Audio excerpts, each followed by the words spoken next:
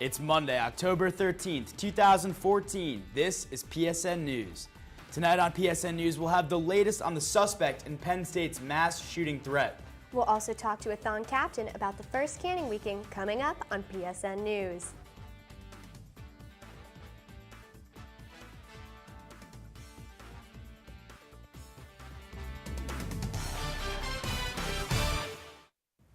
Thanks for joining us tonight. I'm Mike Gilbert. And I'm Shannon Ryan.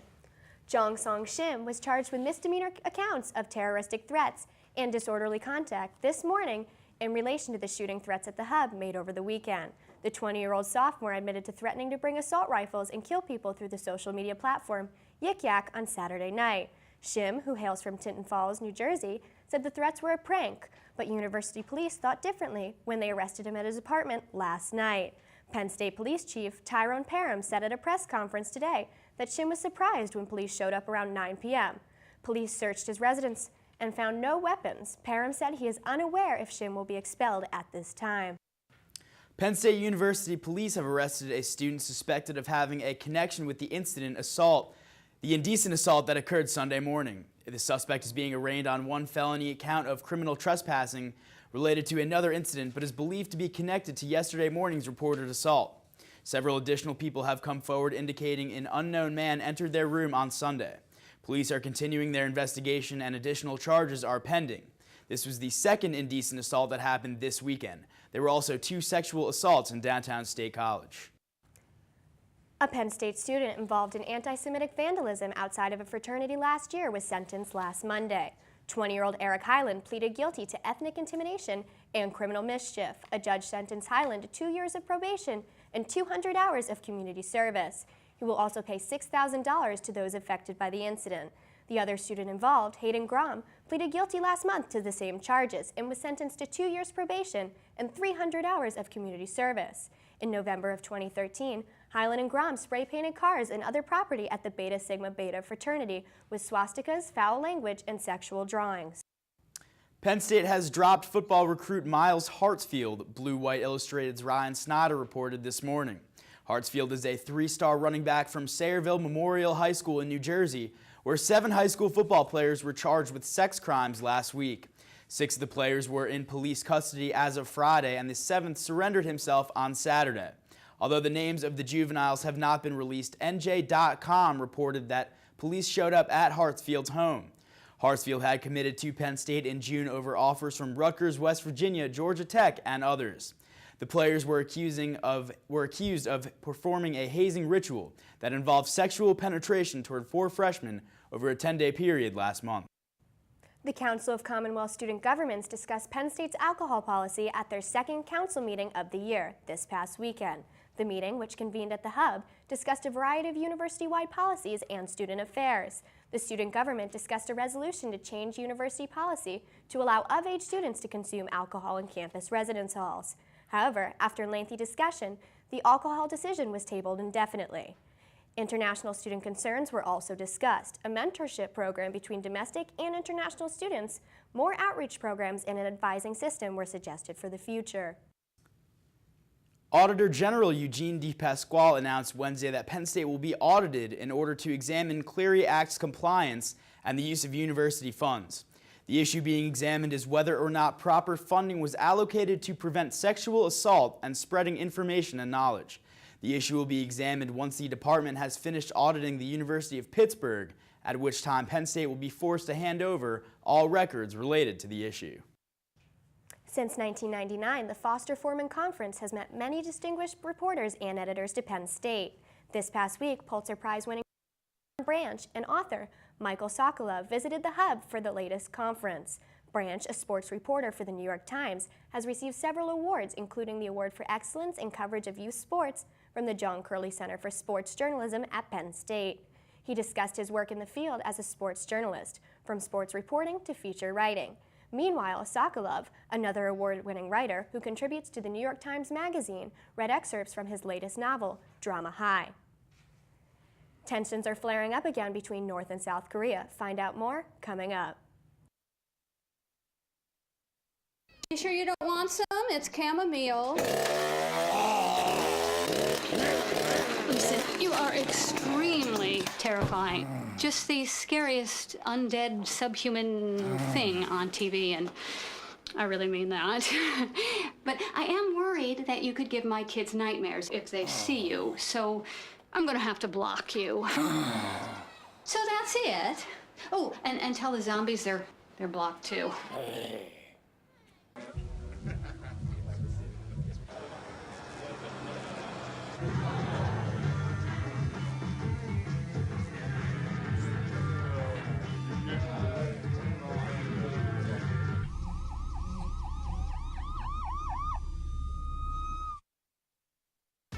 All right, you ready for some baseball trivia? Let's do it. What year produced the most no-hit games in the big leagues? 7 no-hitters in 1990. Wow, that's right. Now a question that's not trivial. How many children will witness bullying this year? Huh. The answer, 3 out of 4. 75%? That's Wow. right. How many of them will say something? Kids want to help, but don't know how. Teach them how to stop bullying and be more than a bystander at stopbullying.gov. Pretty much a good day for me would be people leaving their hands off of me. I'm always called names. Everywhere that I go, there's always someone calling me names, calling me gay. I've been choked, thrown up against a wall, punched. Nobody's ever tried to help me.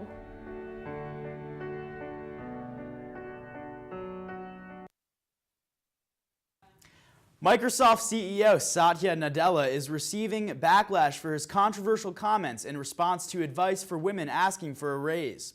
Nadella said not to ask for a raise and to just trust the system while he was attending an event for women in computing last Thursday.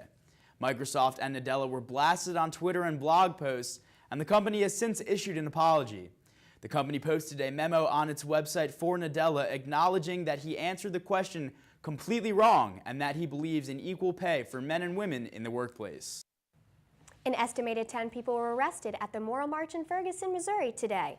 The details of the arrests are not clear at this time.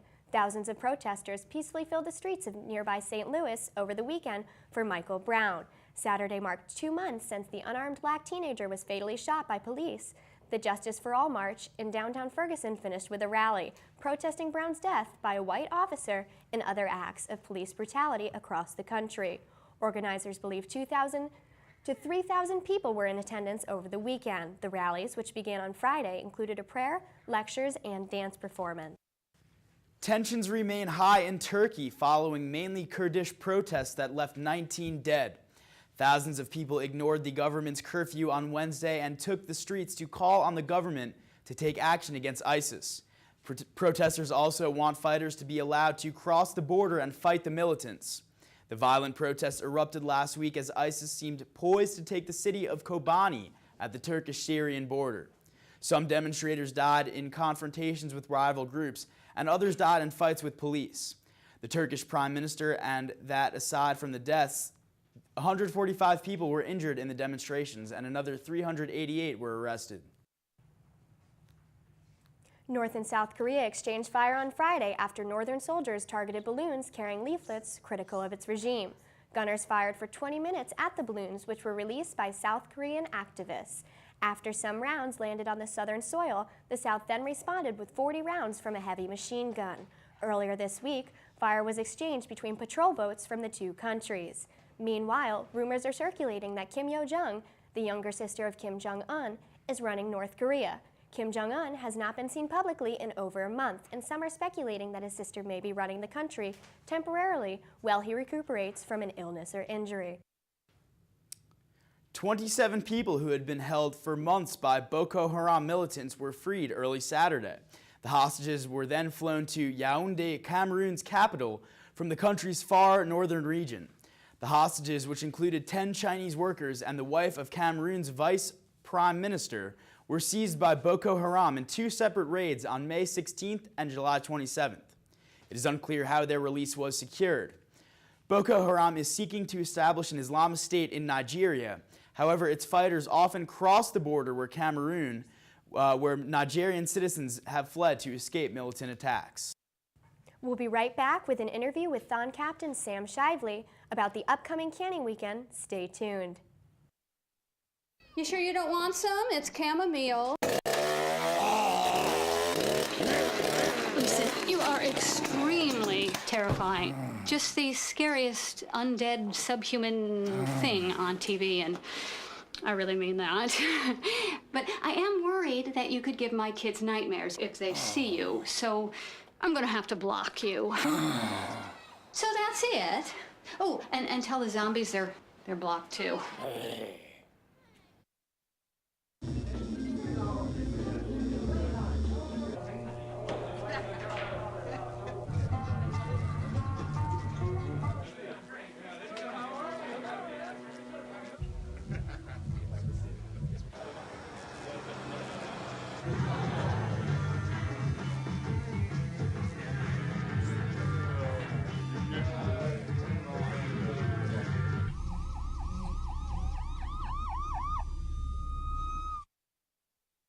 Pretty much a good day for me would be people leaving their hands off of me.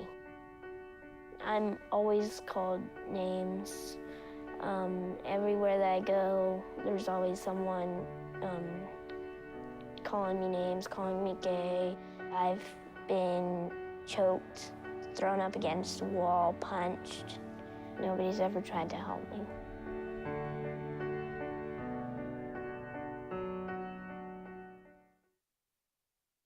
All right, you ready for some baseball trivia? Let's do it.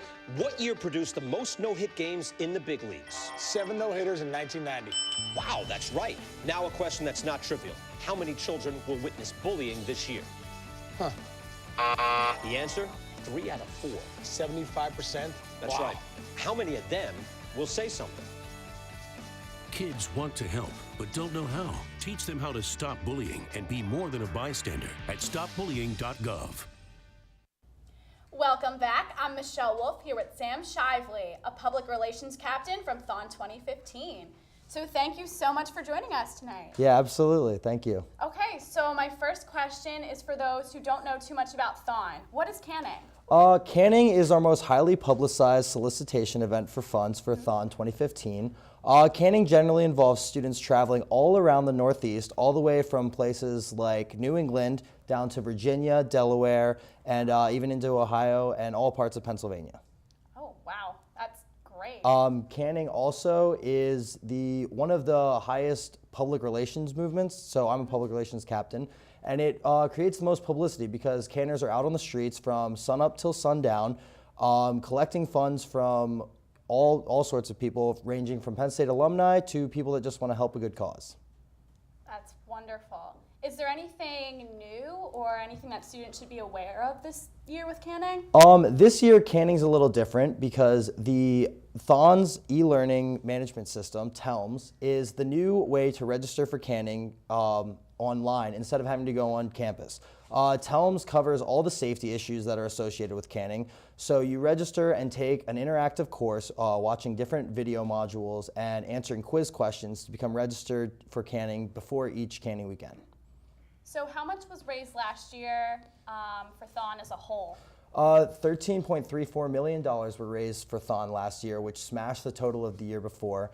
And we're looking forward to doing everything in our power to raise an amazing amount of money again this year. And how much is that amount? I like to break the total every year, but I think the most important message is not to focus on the end game. It's to focus on the fact that we at Penn State students have raised over $100 million just for pediatric cancer through the Four Diamonds at Hershey Medical Center. That's great. Oh my gosh. So what does our new theme, Empower the Dreamers, mean to you?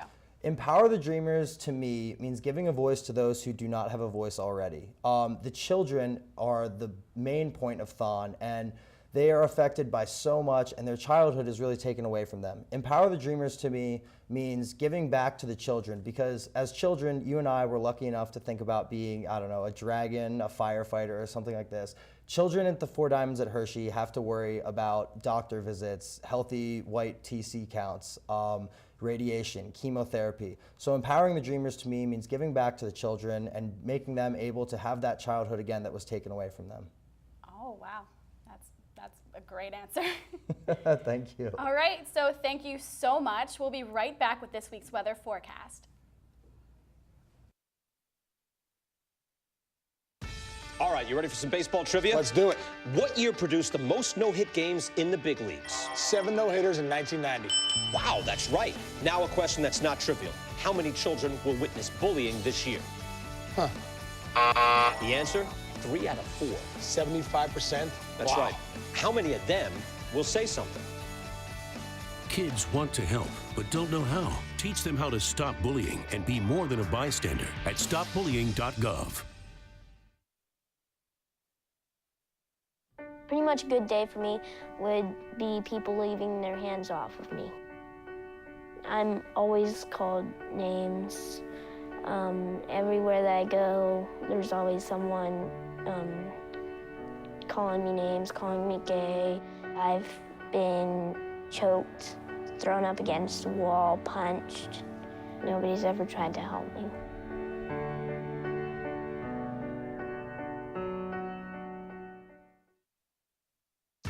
All right, you ready for some baseball trivia? Let's do it. What year produced the most no-hit games in the big leagues? 7 no-hitters in 1990. Wow, that's right. Now a question that's not trivial. How many children will witness bullying this year? Huh. The answer? 3 out of 4. 75%? That's Wow. right. How many of them will say something? Kids want to help, but don't know how. Teach them how to stop bullying and be more than a bystander at stopbullying.gov.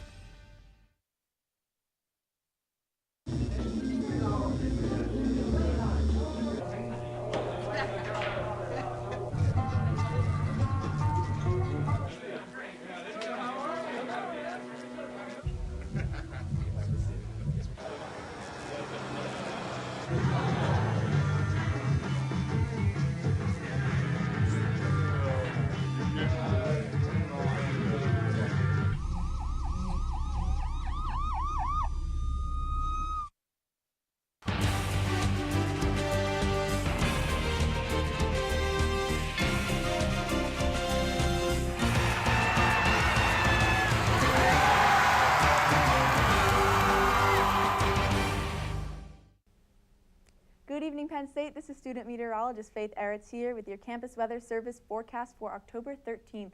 We'll start out as usual here with your weather headlines for the week. By this time tomorrow, temperatures could be up to 10 degrees warmer than they were today.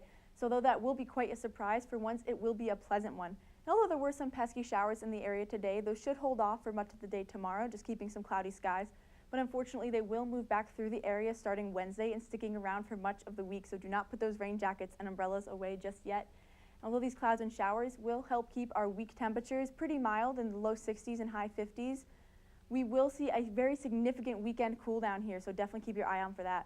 We'll take a look at some more specifics here with your 7-day forecast. You can see those showers and clouds I talked about in the middle of the week. Those showers will move back in on Wednesday, keeping temperatures pretty mild around the 70-degree mark tomorrow and for Wednesday, so that will be pretty nice for once. And those clouds will also help keep those nighttime temperatures in the low to mid 50s, which is not nearly as cool as we've been seeing them. So that is another pleasant surprise I have for you coming up. Unfortunately, when those clouds move out of the area Friday night into Saturday, that will leave room for temperatures to drop significantly. So canners beware. Although it will be a very sunny weekend, nighttime temperatures Saturday night into Sunday morning will be very chilly, so definitely pack warm and do not let that sun fool you.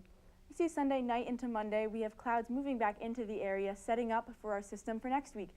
So the name of the game this week is nice and mild temperatures during the week with some showers and a very sunny and chilly weekend, so definitely keep an eye out for that. And that's your forecast from the Penn State Campus Weather Service. Have a great evening.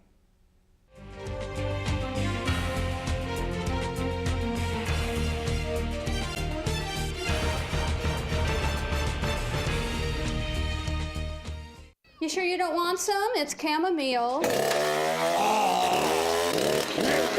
Listen, you are extremely terrifying. Just the scariest undead subhuman thing on TV, and I really mean that. But I am worried that you could give my kids nightmares if they see you, so I'm gonna have to block you. So that's it. Oh, and tell the zombies they're blocked too.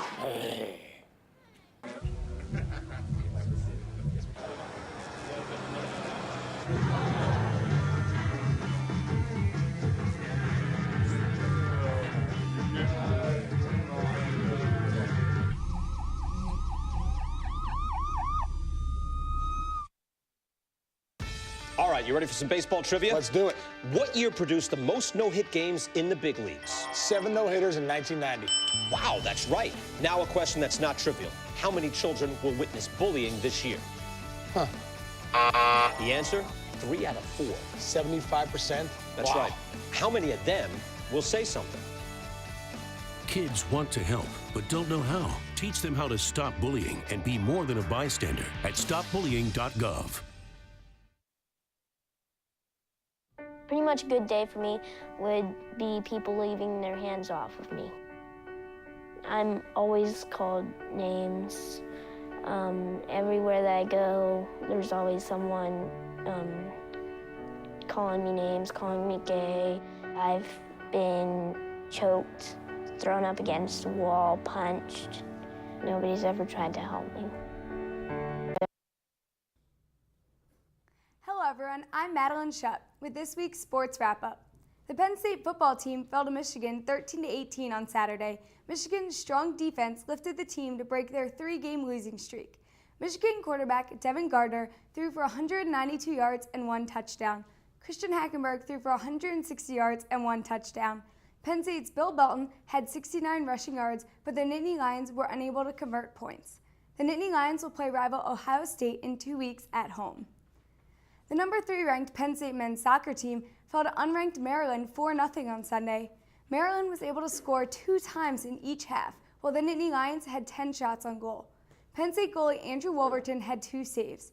This was Penn State's first loss in the Big Ten. The team will play Michigan State at home on Saturday. The 5th-ranked Penn State women's volleyball team fell 3-1 against number 15-ranked Illinois this past Saturday. 4 Nittany Lions had double-digit kills, including Allie Franti, Nia Grant, Haley Washington, and Ayanna Whitney. Illinois won the first and third sets by 2 and the fourth set by 3. Penn State was able to win the second set 25-16. The Nittany Lions will travel to play Purdue and Indiana this coming weekend. The Penn State men's ice hockey team tied and won against the University of Connecticut this past weekend. On Friday night, the teams tied 2-2 in overtime. The first Penn State goal came from Tommy Olsicki in the second period. The second Nittany Lion goal came from David Goodwin in the final minute of the third period after goalie Matthew Scoff was pulled from the net. On Saturday, Penn State defeated the Huskies 7-1. Goalie Matthew Scoff had 28 saves. The Nittany Lions will travel to Alaska this weekend to play in the Bryce, Alaska Gold Rush. The 6th-ranked Penn State women's ice hockey team had their first Big Ten loss against number 20-ranked Rutgers on Saturday. The Nittany Lions fell 1-0 after a goal was scored in the 28th minute of play. Penn State goalie Britt Eckerstorm had 1 save. The Nittany Lions outshot the Scarlet Knights 6-0 in the second half, but were unable to score. The team will play away at Michigan on Thursday. And that's all for this week's sports. I'm Madeline Shutt. PSN News will be right back after this. Pretty much a good day for me would be people leaving their hands off of me. I'm always called names.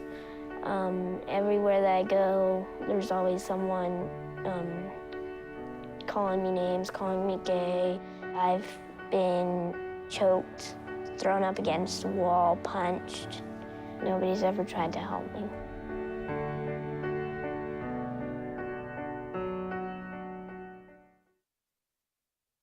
All right, you ready for some baseball trivia? Let's do it.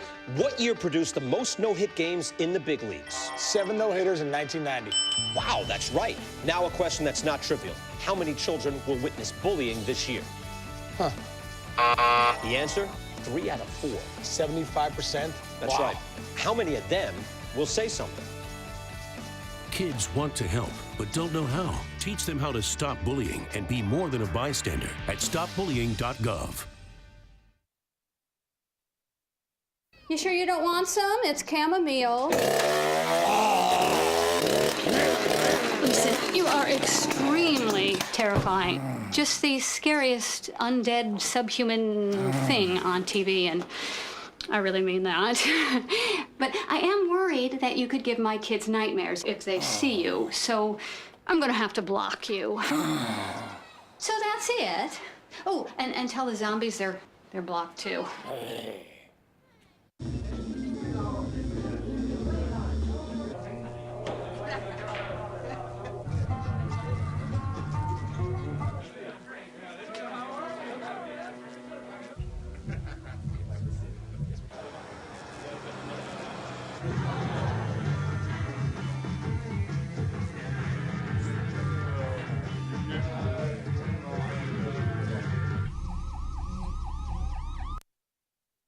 The Penn State Ultimate Frisbee team held their annual Fall Fling tournament this past weekend. Reporter Kendall Higdon was on the IM fields to capture it all. As Penn State, and you put on the blue and the white, and it's pretty cool. This tournament served as a way for new players to showcase their talent and for coaches to decide on how to approach their spring season. The Spank team welcomes players from different years, ranging from freshmen to graduate students. So I played in high school, so I knew coming in that Frisbee was something that I was going to want to join. And it was just really, everyone was really welcoming, and it was really great to be part of a team. You know, it's a great way to get involved in a community at Penn State. One of the bigger games that took place in this tournament is the Alumni Game, in which alumni players return to University Park to take on the current Spank team. It's a bunch of guys that played on the team beforehand, and we haven't seen them in a while, so it's a fall tournament, not too serious, but it's a chance for them to come back, see how the current team's doing. We also get to play against them, so get to play against a lot of your friends, and it's fun. Basically, it's like playing your older brother, and you want to beat him, but it's not always the case. But when you do beat him, it's very nice. Competing schools including Altoona, Delaware, and Rutgers took over the IM fields starting Sunday morning and ending Sunday. For PSN News, I'm Kendall Higdon. And that does it for us here tonight at PSN News, October 13th, 2014. Thanks for joining us, and make sure to check us out on Twitter at PSN News. And make sure to watch us every Monday night live at 7 p.m. Have a good night, and thanks for watching.